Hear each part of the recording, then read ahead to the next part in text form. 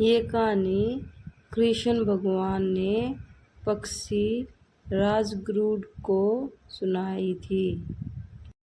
कृष्ण भगवान पक्षी राजगरुड़ को बोले, जो आदमी अपने पितरों की पूजा करता है उसके सब दुख दूर हो जाते हैं। पितरों की पूजा करने से अपने बुजुर्गों का आशीर्वाद मिलता है। ये कहानी एक राजा के ऊपर है। एक दिन राजा ने सारी मोह माया त्याग दी। भगवान वेश धारण कर लिया और साधु संतों वाला जीवन जीने लगा। दिन में एक बार खाना खांदा, बचा होया समय भगवान की भक्ति में लगा देंदा। ये सब देख के उसके पूर्वज बहुत दुखी हुए। अपने पुत्र का ये हाल देखकर बोले, ऐसे तो हमारा वंश खत्म हो जाएगा। राजा के पूर्वज ये सब देखकर बहुत ही दुखी हुए।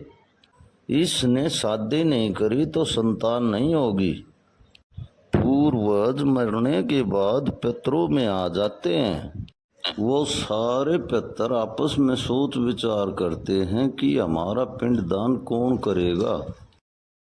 राजा के पूर्वज धरती पर आकर उसे समझाने लगे और बोले, इस तपस्या को छोड़कर गृहस्थी जीवन जीवो। और बोले, जो आदमी गृहस्थी जीवन को पूरा कर दे है वो आदमी हर तपस्या में सफल हो जा है। ये सब सुन के राजा कहता है, हे मेरे पूर्वजों, गृहस्थी जीवन में सारे छल कपट आ जा हैं। आदमी और नए पाप करण लग जा है। इसलिए मेरे हिसाब से क्षत्रिय संग करके मन को रोक पाना बहुत मुश्किल हो जा है, जिससे मन की शांति भंग हो जा है। जो आदमी ब्रह्मचार्य रहेगा वो ज्ञान रूपी अमृत से आत्मा को शुद्ध करेगा। वो आदमी सराहने का है। इसलिए मैंने अपने शरीर को वश में रखकर ज्ञान के मार्ग पर चलने का फैसला लिया है, जिससे मैं अपनी आत्मा को संसार से दूर रख सकूं। देवता और पितर बोले, तेरी बात सही है। अपनी आत्मा को पवित्र रखो। जिस रास्ते पे तुम चलो हो वो संसार का नियम नहीं है।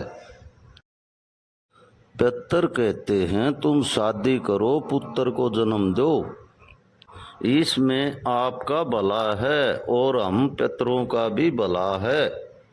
जो पिंडदान करी जाएंगे यही सृष्टि का नियम है।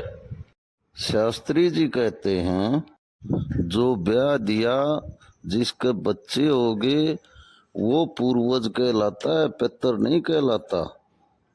शास्त्री जी बताते हैं, पितर होता है बिना ब्याह, जिसका औलाद नहीं हो, जिसकी वंश बेल नहीं चले, वो पितर होता है।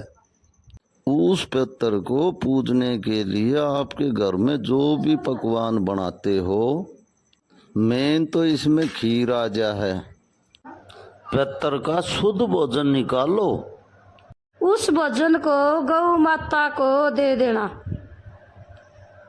के अपनी छत की मंडेर पर रख देना।